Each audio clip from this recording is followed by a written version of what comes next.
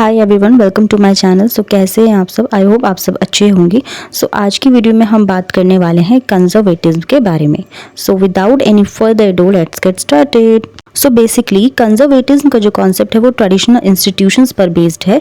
देखो, रूढ़िवादी इंडिविजुअल जो होते हैं वो पुरानी ट्रेडिशंस पर ज़्यादा विश्वास रखते हैं और वो चेंजेस के बहुत ज़्यादा अगेंस्ट जाते हैं और रैशनैलिटी से दूर भागते हैं। वो तार्किक सोच से दूर भागते हैं। जहाँ पर भी वो ये चीज़ें देखते हैं वो उस पर बिलीव नहीं करते हैं। ज़्यादातर उनकी क्या मान्यताएं रहती हैं कि जो भी बहुत सालों से चलता आ रहा है, चाहे वो किसी को नुकसान पहुंचा रही हो या कुछ भी, लेकिन वो उनकी मान्यताएं होती हैं, वो उनकी परंपराएं होती है और वो उस पर बिलीव करते हैं और उस पर चेंजेस नहीं लाते हैं। ठीक है, जिन्हें क्या कहा जाता है? रूढ़िवादी यानी conservatives.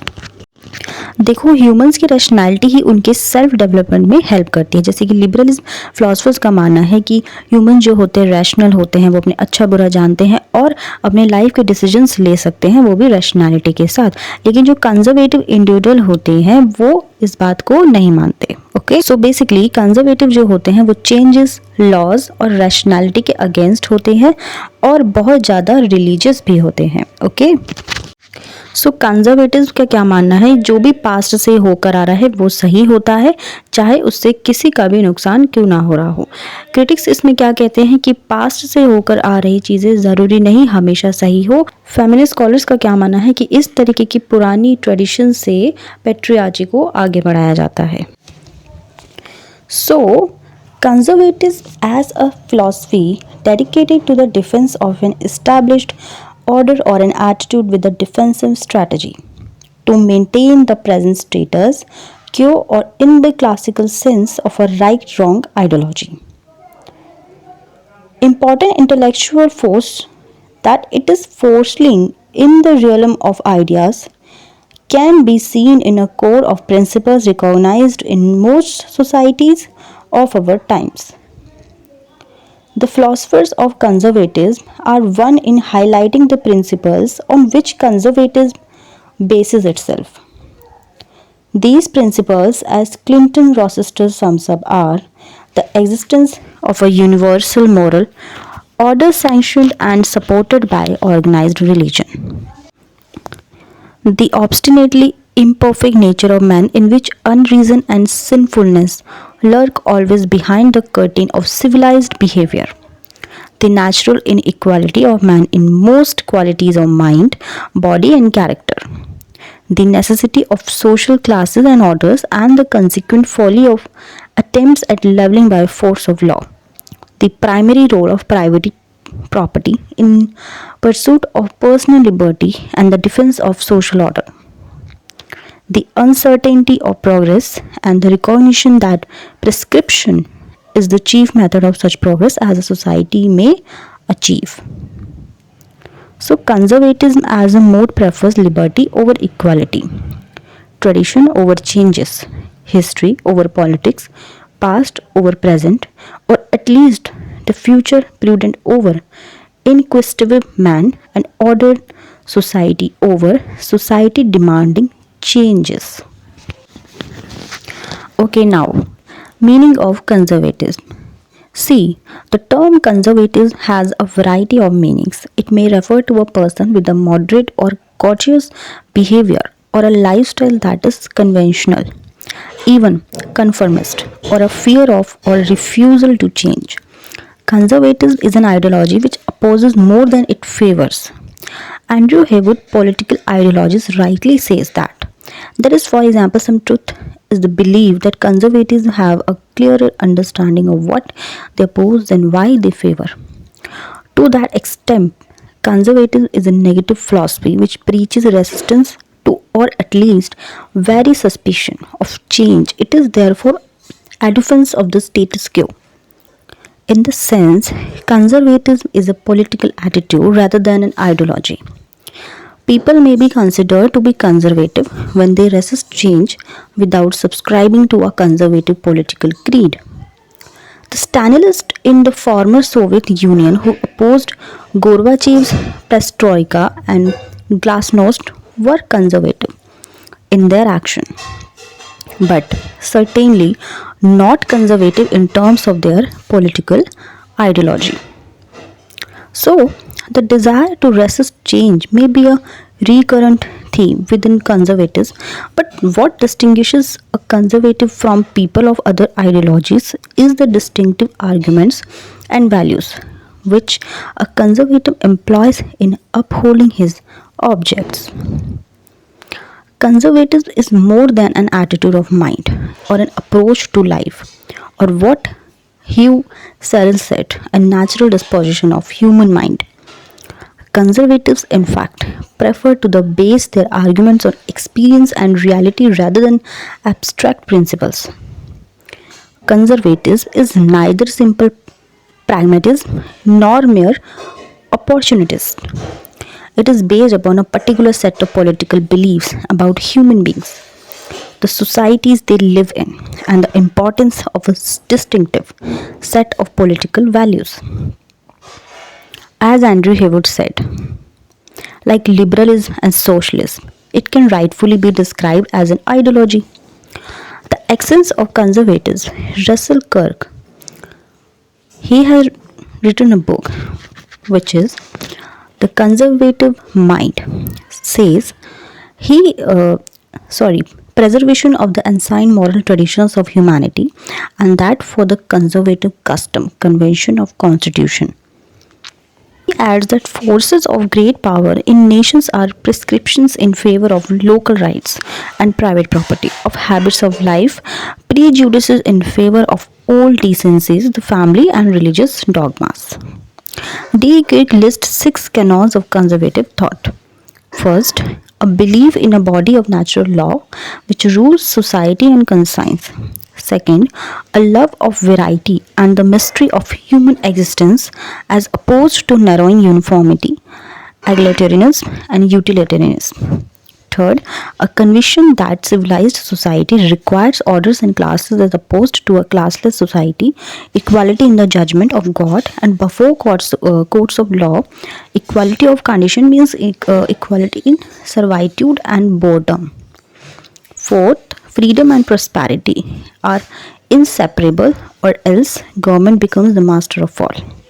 Fifth, faith in prescription for customs, conventions, and old prescriptions are checks upon anarchy and man's lust for power. Change may not be good reform. A statesman's chief virtue is prudence. Conservatism is the philosophy of individualism, of an autonomous individual, of an individual with inalienable rights, of an individual rooted in strong moral values, of an individual matured in traditions. Okay. Now next, numerous uses of the term conservatism. So, so basically, it is much easier to locate the historical context, that is period between 750 and 1850, as a response to the rapid series of changes in which conservatives evolved, than to specify what is or what to conservatives beliefs. Sometimes conservatism means outright opposition to all and every change at others. It means an attempt to reconstruct a form of society which existed in an earlier period. Still, at other times, it appears to be primarily a political reaction and secondarily a body of ideas. Conservatism, as Clinton Rochester says, is a word whose usefulness is matched only by its capacity to confuse, distort, and irritate. He adds, since the patterns of thought and action it denotes a real and enduring, and since no substitute seems likely to be generally accepted, conservatives will doubtless have a long life. Since World War II, the word conservatives is being used in numerous ways. Conservatives, by one definition, denotes a natural and culture determined disposition to resist dislocating changes in a customary pattern of living and working. According to Rochester, it effectively is a temperament or psychological stains, a cluster of traits that are on daily display by most men in all societies. He lists the important elements of conservative temperament as habit, the enormous flywheel of society, and its most precious conservative agent. Inertia, a force that often seems to be as powerful in the social world as in the physical. Fear, especially fear of the unexpected, the irregular, and the uncomfortable. Okay, and emulation, a product of both fear of alienation from the group and a craving for its approval. So, understood, one may speak with propriety of the conservatism of the poor, of the aged, and of the ignorant. At the same time, Rochester writes, one must assign a high value to the conservative temperament in the pattern of social survival and even of social progress. Situational conservatism. Conservatism, by a second definition related to the first, is an attitude of opposition to disruptive changes in the social, economic, legal, religious, political, or cultural order. It describes, Rochester clarifies somewhat less crudely and somewhat more effectively, a pattern of social behavior, a cluster of principles and prejudices that are on daily display by many men in all developed societies. The distinguished feature of this conservatism is the fear of change, which becomes transformed in the political arena. As you know, Rochester tells into the fear of radicalism. In this instance, the radicalism of men who propose to make the world order at the expense of old values, institutions, and patterns of living. So, situational conservatism is not confined only to the well to do, it extends to a level of people who lament change in the status quo. Basically, it is unfortunate that both temperamental conservatism and situational conservatism tend to be equated to authoritarianism, obscurantism, racism, fascism, alienation, maladjustment, and the closed minds. Studies are needed before these elements are linked to either of conservatism. Okay. Next, political conservatism. Now, what is the meaning of political conservatism? Conservatism, by still another definition, is their aspirations and activities, most of them defensive rather than creative, of parties and movements that celebrate inherited patterns of morality and tested institutions that oppose the reforming plans of the moderate left and the schemes of the extreme left. Political conservatism is a phenomenon which is universal of organized society and essentially the defense of a going society. Reaction is not conservatism. It is the position of man who sign for past more intensively than they celebrate the present and who feel that a retreat back into it is worth trying. So, the conservative is a man essentially at rest, generally well adjusted psychologically as well as programmatically to a world he never made. The reactionary is a man always in motion, refuses to, Rochester points out, acknowledge that whatever has been settled must henceforth be considered good or at least tolerable, and he seems willing to erase same pause, scrap some institutions, even amend his nation's constitution so that he can roll back the social process to the time which his countrymen first went foolishly astray. So basically, this should not mean that a restorationist is a conservative always, though there seems a relationship between a restorationist in the sense of conservative and a revolution in the process of a restorationist. A conservative is delusion, and like a revolutionist he may have outburst, but it is going too far. A conservative which is revolutionary is not, is a man of order in whose scheme of things. Now let's discuss the features of conservatism. The desire to conserve, the words which Edmund Burke used in the underlying theme of conservative ideology, though it is not the sole objective which conservatives of all shades seek to attain. Authoritarian conservatism has often been reactionary. It either refuses to yield to change, attempts to turn the clock back. Revolutionary conservatism may use the term radical conservatism and tends to regain or re-establish or argue for a conservative fabric of revolutionary character. The characteristic features of conservatism as evolved in different forms and conveying the fundamentals or conservatism can be identified. Now, first one is history and tradition. As you know, we have already discussed about this. The role of history and tradition is basic to any type of conservatism. History reduced to essentials is nothing but experience. It is deductive thought in matters of human relationship. Legitimacy is the work of history to see these authentically as a conservative. Manhelm writes is to experience events in the past. True history is expressed not in linear and chronological fashion, but in the persistence of structures, communities, habits, and prejudices. Generation after generation, the correctness of history or of experience for that matter is a persisting conservative emphasis. This has been shown by Burke, Rourke, Oakeshott, and Vogelin to mention a few. Social reality can be understood through a historical approach. We can't know where we are, much less where we are going, until we know where we have been. That is the bedrock position of the conservative philosophy of history. Okay. History is represented in traditions, and traditions constitute an important component of history. As such, a central theme of conservatism is with regard to history its defense of traditions, its desire to maintain established customs and institutions. Burke was talking about tradition when he conceived of society as a partnership between those who are living, those who are dead, and those who are to be born. Tradition is Chester Not says. Now, human imperfection, prejudice, and reason. Conservatism is a philosophy of human imperfection.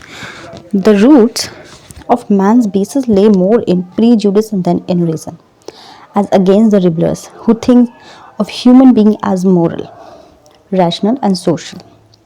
The conservatives regards man both imperfect and imperfectible human beings.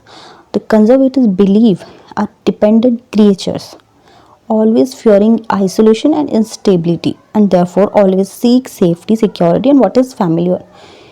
Read always to sacrifice liberty for social order. By their very nature, the people are conservatives, would say are suspicious of abstract ideas and prefer to ground their ideas in experience and reality. They have usually an already framed view evolved from the past, a prejudice mat framework. Prejudice, despite argues for the conservative, has its own intrinsic wisdom, one that is entire to intellect. Prejudice is of ready application in the emergency. It previously engages clear mind in a steady course of wisdom and virtue, and does not leave the man hesitating in the moment of decision, skeptical, puzzled, and unresolved. Reason stems from knowledge that is learnt than imparted. The conservatives are of the opinion that imparted knowledge leads to abstraction, abstract knowledge, and for human beings it is too complicated and to be fully grasped.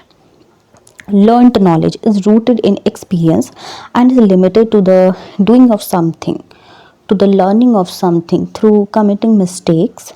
Such a knowledge is not the knowledge of rules and generalizations, but is one that comes from one man's experience and goes down in the blood of the other.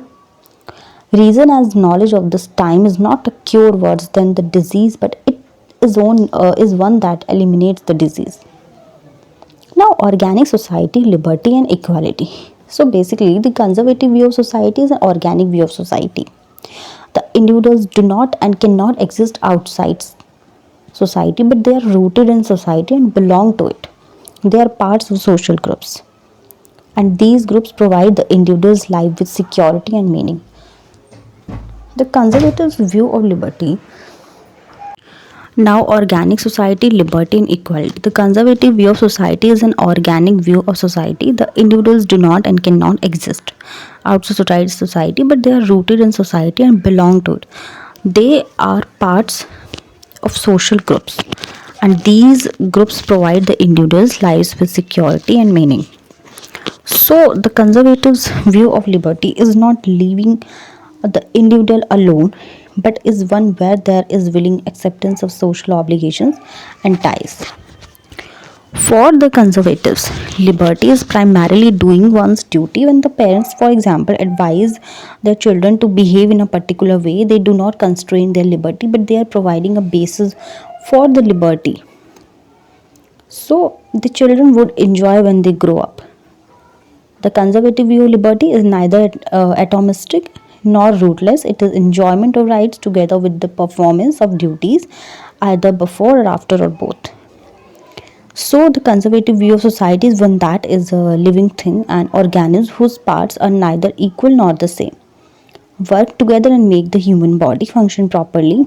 Each part of the organic society, that is family, government, or factory, plays a particular role in sustaining and maintaining the health of society. So, Hayward explains, if society is organic, its structure and institutions have been shaped by natural forces, and its fabric should therefore preserved and respected by the individuals who live within. Okay. Now, authority and power in the sense they are used have much in common. For a conservative, power is used by one who is authorized to exercise it, and it is the legitimate act to get what one wills. In an organic society, order has to be maintained, so power is an essential component of an organic society in a hierarchical system. So there are different levels, so authority became necessary. Power and authority are the important concepts in conservative philosophy. These in no sense constitute an obstacle to what the conservatives think about liberty. The only liberty, Burke said, is a liberty connected with order that exists not only along with the order or in virtue, but which cannot exist at all without them. So the conservatives believe that authority, like society, develops naturally. Power emerges from functions. Authority and power, the conservatives strongly feel, develop from natural society. These are natural because they are rooted in the nature of society and all social institutions. Within school, authority or power is and in fact should be exercised by the teacher, in the workplace by the employer, and in the society by the government. The conservatives say that authority is necessary because it is beneficial, as everyone needs the guidance, support, and security, and knowing where the people stand and what is expected of them. That is why all the conservatives emphasize leadership and discipline. So, leadership, he would say, is a vital ingredient in any society, because it has the capacity to give direction and provide inspiration for others. Discipline is a willing and healthy respect for authority. No conservative believes in equality, in social equality at all. They think that people are born unequally, in the sense that talents and skills are distributed unequally. Unequal should not be treated equally. The conservatives believe that inequality is more deep rooted. Genuine social equality for the conservatives is therefore a might. Conservative adores power insofar as it helps establish order in society. It admires authority because it is authority through which order is established in society. Conservatives favor an authoritarian and all powerful state. Public order and the moral fabric of society can be maintained through the power and authority of the state. Okay, so he would write furthermore. Within conservatives, there is a strong paternalistic tradition which portrays government as the father figure within society. Now, property and life. Property for conservatives possesses a deep and mystical significance. The conservatives hold the view that property has a range of psychological and social advantages. It provides security, gives people a sense of confidence, promotes social values. As such, the conservatives want that property must be safeguarded from disorder and lawlessness. They say that the property owners have a stake in society. They have an interest in maintaining law and order. Property ownership promotes the conservative values of respecting the law, authority, and social order. So, a deeper and more personal reason he would write why conservatives may support property is that it can be thought of almost an extension of an individual's personality. People realize themselves, even see themselves in what they own. It is the contempt Burke wrote for property that has led to all the other evils which have received France, the French Revolution 1789, and brought all Europe in the most imminent danger. So conservative advocates the sanctity of property in the heart of every true conservative. There is a Russell Kirk writes, persuasion that property and freedom are inseparably connected and the economic leveling is not economic progress. Separate property from private possession and liberty is erased. Irving Babbitt added, every form of social justice tends toward confiscation, and confiscation, when practiced on large scales, undermines moral standards and, insofar, substitutes for real justice the law of cunning and the law of force. Okay, now next is religion and morality. Conservatism is indeed unique among major ideologies in its emphasis on religion and morality, irrespective of denomination. All the conservatives, including Hegel, Haller, and Coleridge, made religion and therefore morality a keynote of state and society. So, the conservative support for religion and morality rests on the well-founded belief that human beings, once they get eclipsed from major orthodoxy, are likely to suffer some major of derangement of loss equilibrium. Religion, Burke wrote to his son, is man's fastness in an otherwise incomprehensible and thereby hostile world. Tocqueville, before the death bed confession, described the value of religion and morality to government and society and to freedom. When there is no longer any principle of authority in religion any more than in politics, men are speedily frightened at the prospect of unbounded independence. For my part, I doubt whether man can ever support at the same time complete religious independence and entire political freedom. And I am inclined to think that if faith be wanting in him, he must be subject, and if he be free, he must believe. So religion is a spiritual phenomena, but at the same time it is an essential social semen as well. For the conservatives, there exists a close relationship between religion and conservatives, for religion provides society a moral fabric. Okay. Now some representative conservatives. It is only by way of completing an argument for conservatives that an attempt is being made to mention a few, and among them two major representative conservatives. First, Burke and Alkeshott. Okay.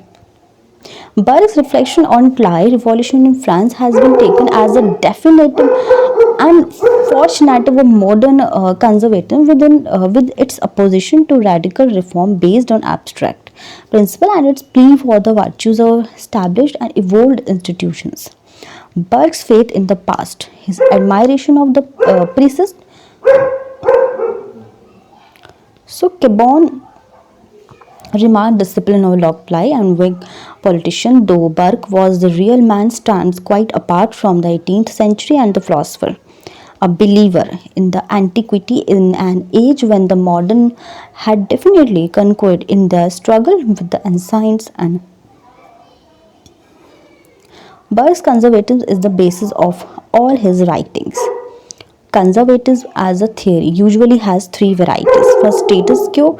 It is one in which things are kept as they are. In every society, one finds people who are interested to keep things as they stand and who would not like to bring changes. For in status quo, they have nothing to lose. Organization conservative. Such interest of man as favor status quo would find ways and means to protect them, promote them, and defend them. Comes organization which serves those who want to keep the status quo. What is organization? Is conservative in nature. Yesterday's idea becomes today's movement, and today's movement becomes tomorrow's organization. This is the fact. You must understand. Philosophical conservatism, once there is interest in the status quo and an organization to protect it. There is bulletin ideology, a philosophy around of the interest to be protected. So conservatism as a philosophy is the building of a case for the protection and promotion of such interest, Burke, in his writing, has passed through the above varieties of conservatives. Having stood for the admiration of the status quo, he builds the organization, parliamentary system, the political parties with the national interest, etc. etc. So tradition, Oxford feels, is not a fixed manner of doing things, but is flow of sympathy. Every political activity, therefore, is a consequential activity for him, the pursuit of intimation, as he fondly calls it. This means that political activity is what political activity actually is and not what it can be or it ought to be. It is what it succeeds actually in doing, all those who indulge. So Oxford says in revolutionary or idealistic actions. Okay, basically, it is what it succeeds actually in doing. Oxford says in revolutionary or idealistic action indulge only in self-deception. Oxford's right. In political activity, then men sail a boundless and bottomless sea. There is neither harbor for shelter nor floor for anchor, neither starting place or nor appointed destination. The enterprise is to keep afloat on an even keel. The sea is both friend and enemy, and the seamanship consists in using the resources of a traditional manner of behavior in order to make a friend of every hostile occasion. So Oxford regards the traditional style of politics as the only legitimate style. In this essay on being conservative, it emphasizes that being conservative is to prefer the family to the unknown, the tried to the untried, fact to mystery, the actual to the possible, near to the distant, the convenient to the perfect, present laughter to the utopian bliss. To be conservative is to be equal to one's own fortune, to live at the level of one's means. Stability. Oxford says, is any day more profitable than improvement? Oxford is suspicious of both change and innovation and therefore would like people to look twice at the claims promised by a change. So, if the change is unavoidable, Oxford would then favor only small and slow changes. Only that reform, he insists, he accepted that remedies defect or that helps this equilibrium to be redressed. Like Burke, Oxford regards society as a conversation rather than an argument.